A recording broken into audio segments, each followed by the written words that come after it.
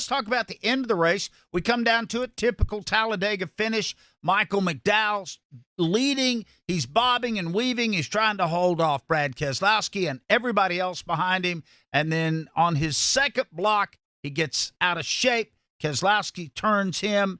Brad goes on and finishes second, but that opens up the door for Tyler Reddick to win. Your thoughts about how the way this race ended?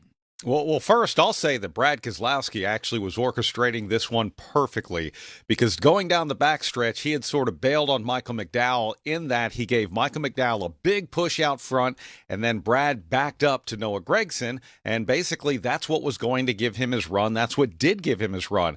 And I think when Brad went to the outside, he probably expected Michael to throw the block, but when Brad ducked down back to the inside, latched perfectly to the front bumper of Noah Gragson, that's when the double block occurred. And for McDowell, look, he got loose. If Keselowski touched him, that was McDowell spinning off the front bumper of Keselowski, not Keselowski wrecking McDowell. And that was all on McDowell. I mean, to drop 3 lanes in front of cars and then try and correct it and go straight obviously doesn't work, because you saw the back end kick out of his car. And then, unfortunately, where he spun in front of Brad Keselowski is what held up Keselowski and allowed Tyler Reddick to surge forward. And for a whole lot of cars who thought they were going to finish in the top 10, including Truex, who was pushing Tyler Reddick and didn't, Ross Chastain, who was right up there, didn't, Corey LaJoie's thrilling ride against the wall with his wheels on the wall and his door on the ground, it did make for a spectacular finish, but that was a whole lot of race cars there at the end that were torn up. I don't know that you fault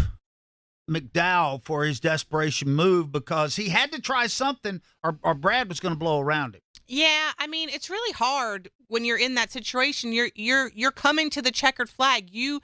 You want to do everything you can possibly do to get your car and your team in victory lane, because the stakes are so high. You get one win and you're in the playoffs. And so, I heard you, Doug, you were on Sirius XM talking about this, and you said, I can guarantee you that he didn't think it for 1 nanosecond about, I got to get Fords into victory lane. It was all about getting Michael McDowell and that team into victory lane and potentially in the playoffs. And so you got to do what you got to do. Unfortunately, things happen there in a split second, in the blink of an eye, and it just didn't work out.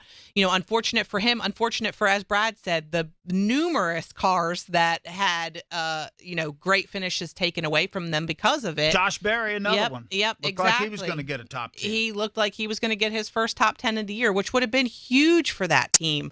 But it's just the way, unfortunately, the cookie crumbles at that type of racetrack. Yeah, and there was a lot of crumbling going on there. There was a lot of crumbling. Brad Keselowski, we've had the watch on him for a long time. He has yet to win as an owner-driver. Came within an eyelash of doing it at Talladega. Yeah, we were right there at the end, and I thought I was making the move to win, and ended up there being a big wreck. And I wish the yellow would have came a little bit earlier, but we were in contention, and I hate it for Michael. Got a good push from the 10 behind me there, and we were just all doing what you do at Talladega, running hard, and close, but no cigar.